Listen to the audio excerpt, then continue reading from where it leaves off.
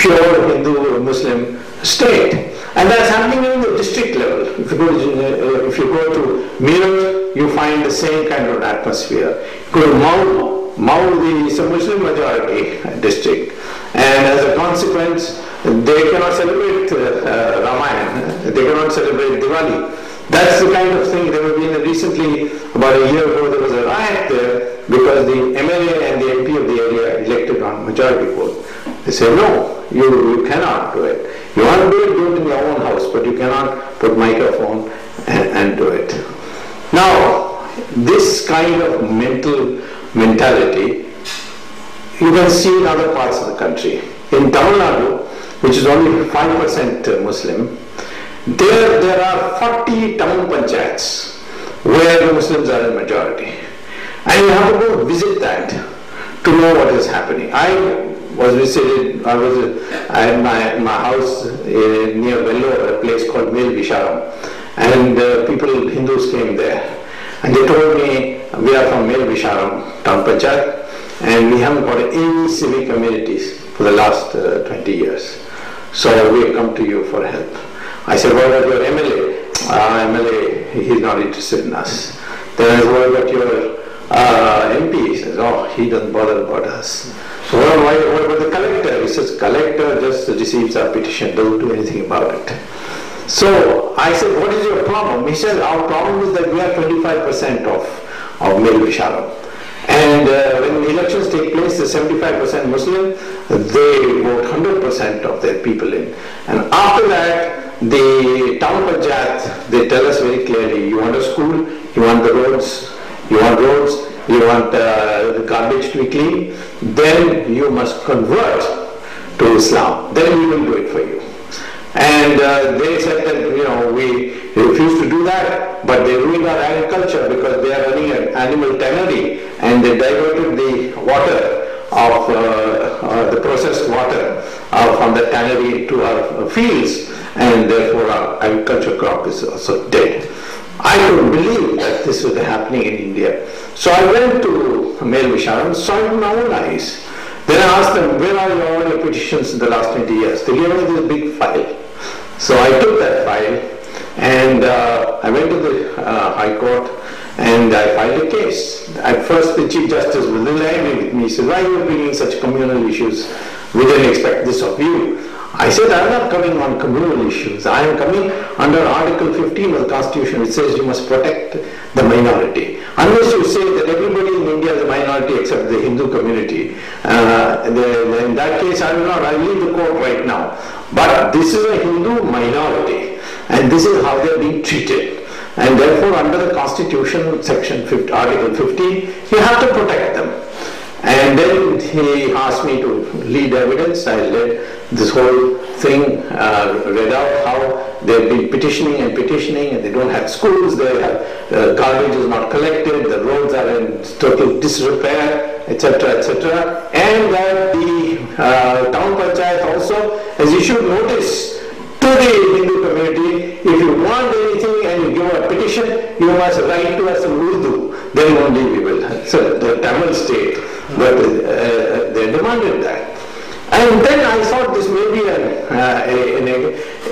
exceptional case. Then I found there are 40 town panchayats in Tamil Nadu, Tondi in Rameshwaram, and all over Tamil Nadu, and all 40 places the same story is there. I'm happy to report that the High Court then issued a notice to the governor saying act on this or divide up the town panchayat so that the Hindus can self-govern in that area.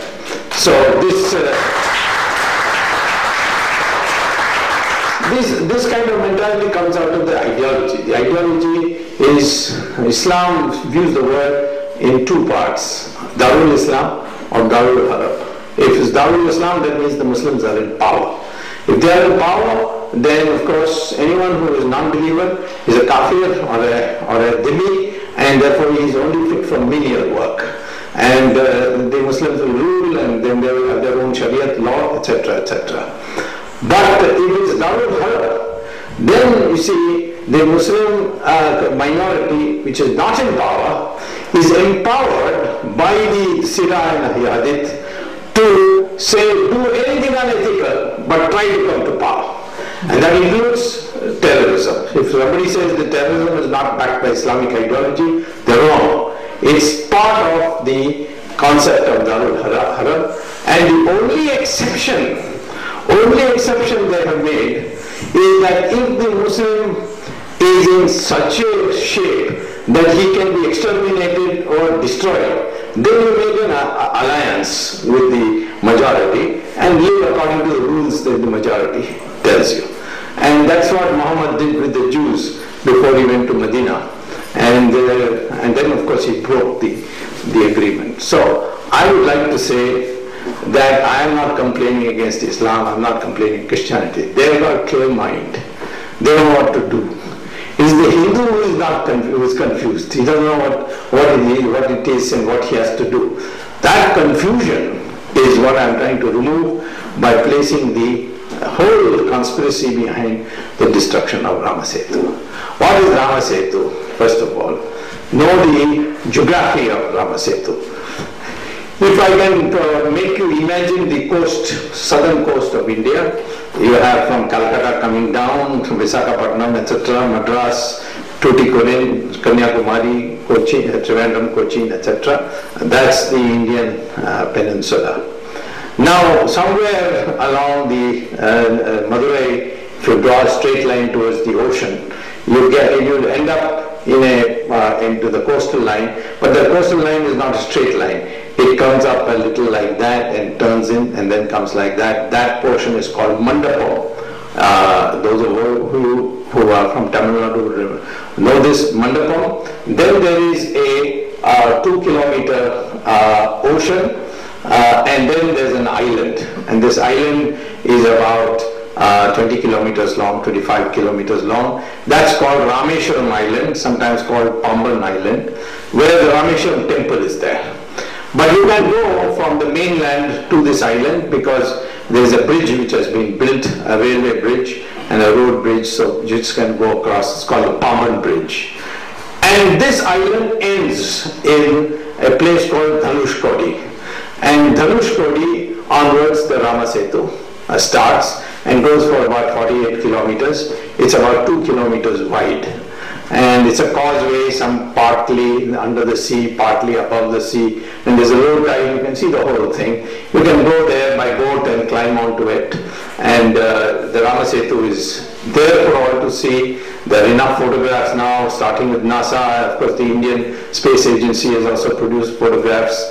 The Indian Space Agency photographs are covered in my book. And therefore, there's no doubt that there is something like a causeway. It's not a bridge in the proper sense of the word, it's a causeway, 48 kilometers. Then of course you have Talai Mannar of Sri Lanka, that's the Setu. Now Dhanushkodi has, his importance has been described by Valmiki's Ramayana.